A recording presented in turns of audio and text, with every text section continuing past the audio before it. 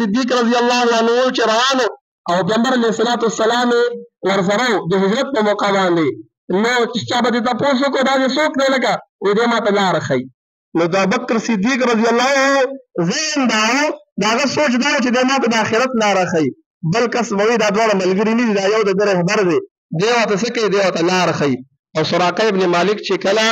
رسول الله صلی الله علیه وسلم سره د مسله رااله او دی واپس ته پیغمبر علیه السلام په एकदम دی په دې شکل باندې چې کافران زمانہ اړه نو ګره دروغ کافرون نه ښه من مسلمان څومره دروغ وي کافرون دروغ نه چا به تاسو کنه په دین رسول الله ته نه دی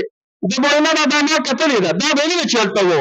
او صرف هغه نه ځین مخې تک دې خبر نه دی ولاړو دا ما کتلې ده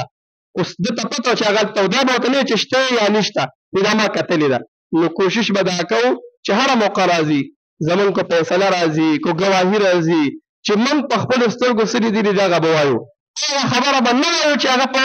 شاته به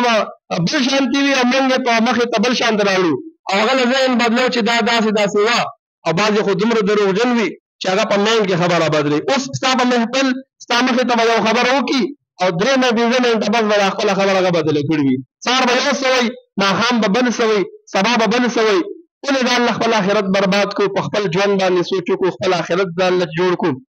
دنیا خو اسیم ختمي دن کې دا من سر بغور اسم نن کو منګه دا خلکو د خوشالانو د پاره یا د بل د پاره من درو وایو نو من بدل خپل آخرت برباد کو الله دې عمل کړو توفیق را نصیب کی واخر دعوانا الحمدلله رب العالمین توکي الحمدلله رب العالمین والعاقبۃ للمتقین والصلاة والسلام على رسوله محمد وآله واصحابه اجمعین الله ته سمو وي سمو ورید د عمل توفیق را نصیب کی الله موږ